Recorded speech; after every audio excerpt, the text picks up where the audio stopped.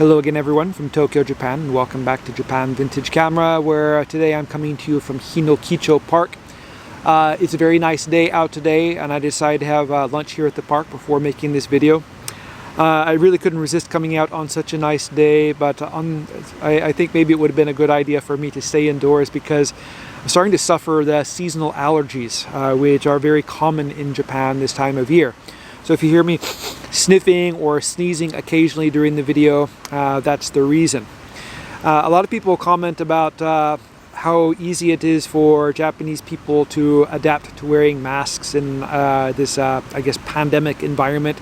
And the reason this is so is because a large percentage, or maybe most Japanese, suffer from pollen allergies, and masks have been used here for more than a century to try to fight these, probably even longer than that.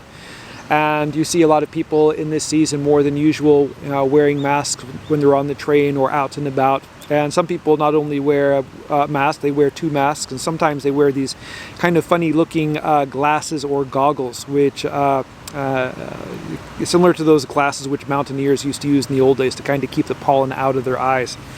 Some years the allergies I suffer from very severely here, and other years I don't seem to suffer from them at all, but they seem to be affecting me a little bit early this year. So as I said, if you hear me sniffing or sneezing or an occasional cough during the video, I'm not suffering from the effects of this serious virus which is running around. It just happens to be common allergies. So let's go ahead and get started with the subject of today's video. This is going to be something which I've never covered before on my channel, and when you consider the number of camera videos I've done here, that's quite a feat. Today I'm going to be doing a review about a 4x4 centimeter format camera using the 127 roll film. So a lot of you, probably most of you, have never heard of 127 roll film, but this is a format which fits in between 35mm and the 120 roll film. And this was kind of popular. It's been around for a really long time, but it was especially popular in the late 1950s.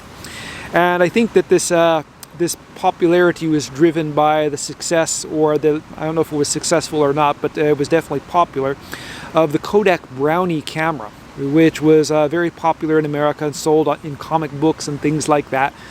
And it caused a demand for 120 film, which was a large amount was produced in Japan in those days. And Japan thought, wow, this 120 roll film is really popular. Maybe, or 127 roll film is more popular. Maybe we should start making cameras to shoot in this format, because people obviously seem to want them.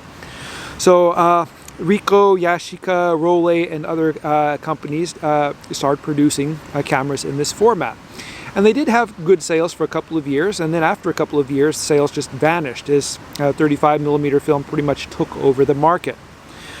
The 127 roll film produces a 4x4 centimeter negative, which is significantly larger than 35mm format. It gives you much more resolution, much more dynamic range, and less diffraction when shooting at smaller apertures. So there's a pretty good advantage to this format. And also the fact that it's smaller than the 120 roll film and allows you to have a higher, I guess, resolution camera in a smaller package. The only problem is that the advantage of 4x4 centimeter film for consumers wasn't much greater than 35mm film. So it kind of fell by the wayside as 35mm film photography took off, but it's never really died all the way. And just doing a quick search yesterday, I found several different sources of 127 roll film. So if you buy one of these old cameras, from me or from elsewhere or eBay or whatever, you can still find film to go out and shoot them. So pretty cool. What I like about these cameras mostly is the compact design. I like twin lens reflex cameras in general, but when you wear them around a strap on your neck, they're not necessarily heavy, but they are a little bit clunky and they move around quite a bit. This camera allows you to get a lot of the resolution that the larger twin lens reflex cameras can give you, but in a smaller, more compact design. This camera was introduced in 1958, 1959, and by that time Ricoh had really kind of gotten things together in terms of the quality of materials, fit, finish, plating and coating and things like that. And this camera could be built to a higher level of quality than its earlier cameras. And its earlier cameras were not at all bad. When it comes to, I guess, their reliability and their ability to take good pictures, the earlier cameras are excellent. However, the quality of the steel and the paint used to protect the steel wasn't as refined as it was by the late 50s. So these cameras, when I come across them, the 44 cameras, they tend to look much better than the larger, earlier versions. The paint always looks better, the leatherette looks better, and I don't see like the telltale corrosion around the edges and such. These cameras are more impervious to it than the earlier cameras. So let's go ahead and take a look at the features, controls, and functions of the Ricoh Super 44. And I'm going to go ahead and start at the top like I do with most cameras. And on the top here we have the focusing hood in the closed position, and it has these slots cut around it. And these are slots for the front of the sports finder. This hood is identical to the one which comes on the early Ricoh Flex cameras, like say the 2, 3, 4, 5, 6, 7 Holiday Million Super. They made a lot of the early Ricoh Flex models. This camera borrowed a lot of the design from the earlier cameras, mostly in the top part.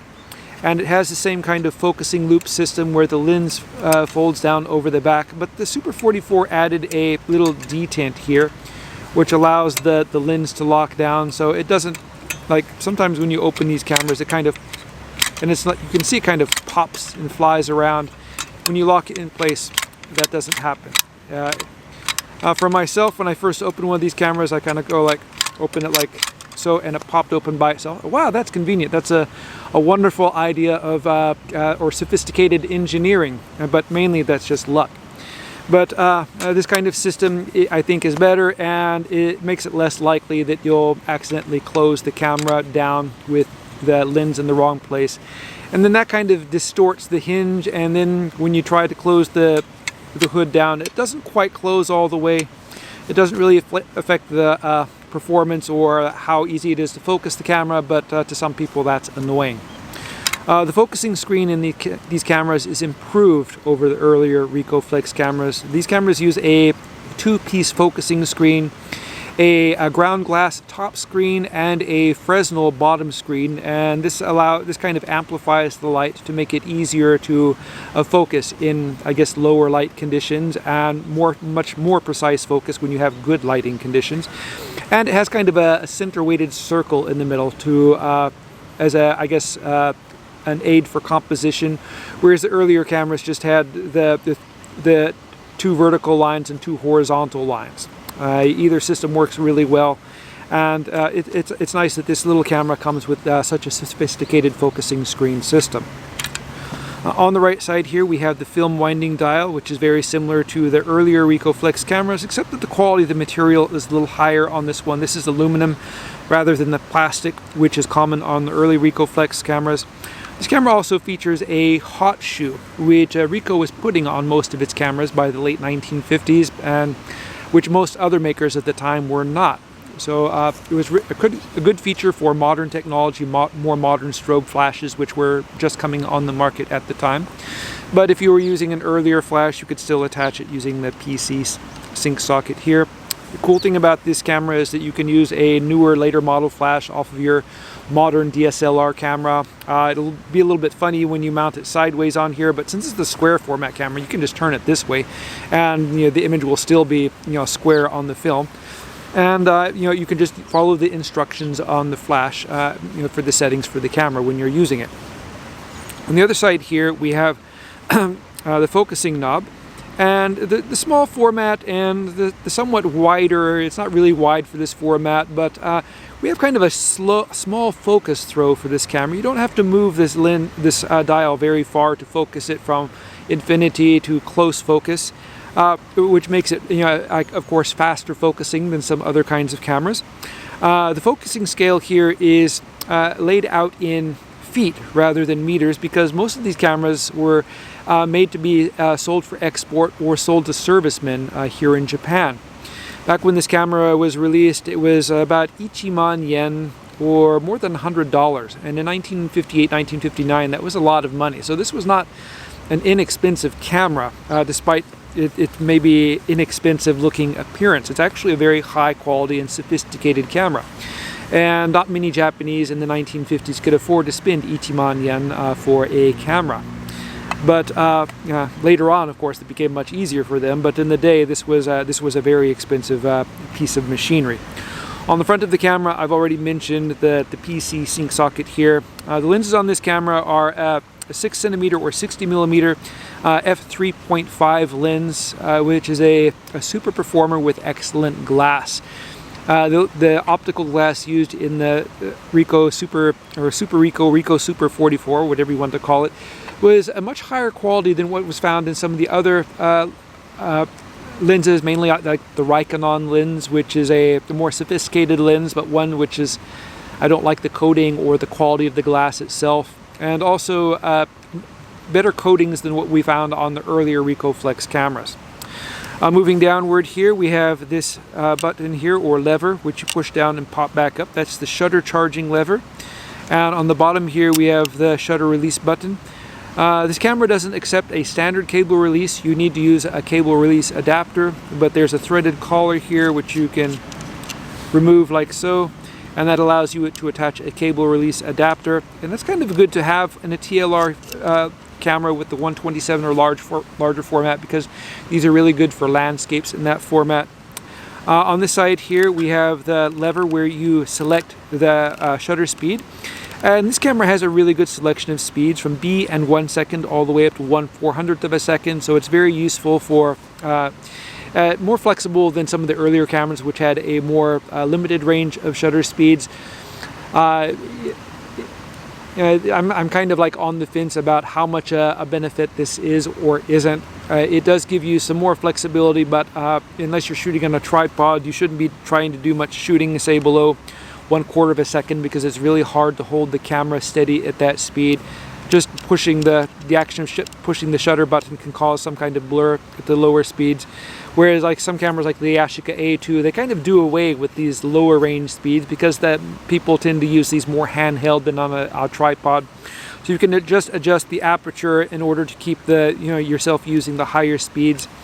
And the sophistication of the lenses and the size of the film kind of guarantees you're going to get really good resolution and such, regardless of the setting you have, so long as your settings are adequate for the light you have. But still, it's a good marketing point, and if you are using a tripod, it is useful. So say you want to take a picture of a flower at a very small aperture on a tripod, and you're going to need an exposure of a half a second or 1 second. This is just wonderful. On the other side here, we have the lever for selecting the aperture setting. We have an aperture range of up to f1.22, and as I mentioned at the beginning of this video, the 127 roll film, it's larger format than 35mm film, so you can use a smaller aperture without worrying so much about diffraction. You'll notice some noticeable diffraction at f16 when you're shooting on 35mm film. You won't notice that on 127 film. Over here we have the self-timer lever, and as always I recommend don't use these things because these are the weak point in the design. On the bottom here we have a flash mode selector switch for shooting the different flash sync modes. As I said, this camera can use either bulb flash or strobe flash. On the bottom here we have a standard 1/4" tripod socket, kind of located in the front, which is a funny place for it, but it's better to have it anywhere than have it nowhere. On the back of the camera here we have the film counter window, which is similar to their first version Ricoh Flex cameras. We have kind of a unique system for opening the film door. Rather than say the spring catch or lever lock, which we find on the bottom of most twin lens reflex cameras, we have a switch on the top here, kind of like the Mamiya C series twin lens reflex cameras. And you just kind of switch this from the C position to the O position. O and C of course mean open and close, even in Japan as well as English speaking countries.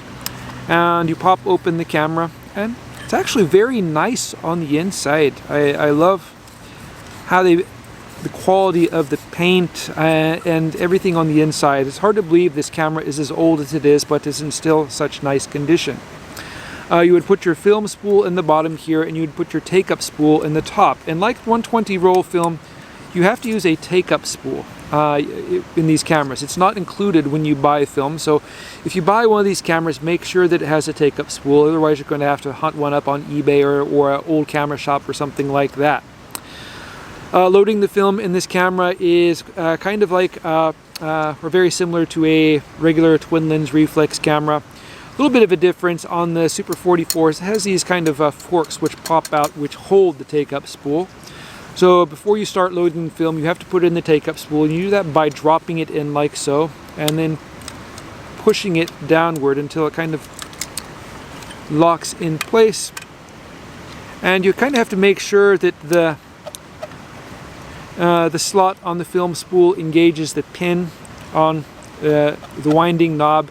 It's a little tricky to get it lined up, but if you don't have it lined up, the spool is not going to turn when you're turning the lever.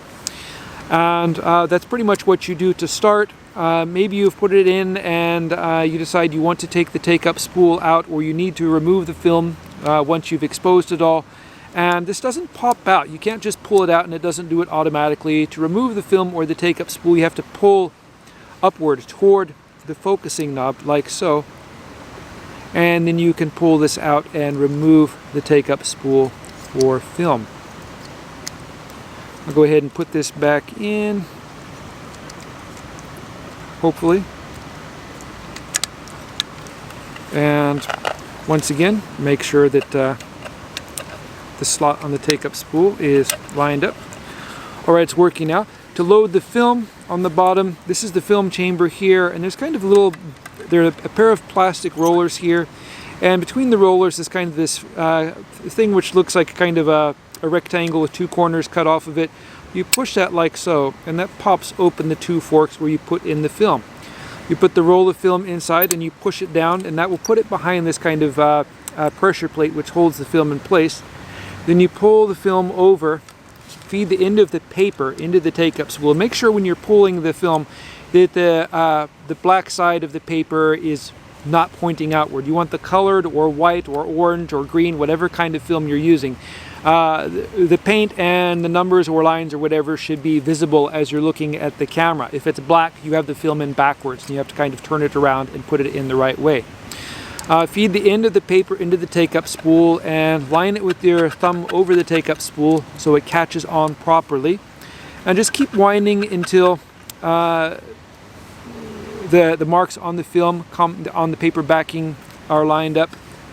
Close like so, lock it, make sure that this is locked, kind of try to play with it, make sure that it doesn't pop open accidentally. It's better to have it open now than open when you're halfway through a roll of film accidentally.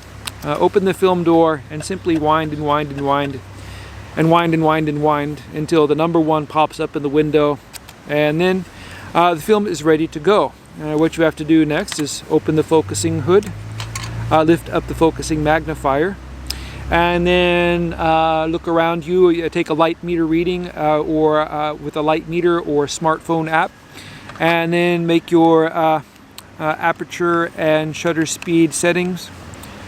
Charge the shutter, say focus, compose, and then shoot. And that's all there is to it. To wind the next frame, open this up, wind and wind. It'll only take a little bit now once you've got the film started till the number 2 shows up in the center of the window, and you are ready to take a second picture, and then wind it to number 3, 4, 5, and so on as you're shooting the camera. It's very simple, and once you get used to it, yeah, it's very intuitive and actually a lot of fun. So I got this camera and its twin brother yesterday. They're both identical. One came with a lens cap, one did not. Both are beautiful cameras. I plan to have both of these listed for sale in my stores shortly, along with a few other cameras. I'm expecting some really interesting cameras to come in this week, including one which is I've been waiting for years and years and years to get, and I plan to make a video about that tomorrow or the next day. If you'd like to see this video or other camera videos, I recommend that you subscribe so you know when they're available. If you like this video and like learning about old vintage cameras, please click the like button. That helps us a lot here. Thank you very much for watching, and I hope you tune in again soon.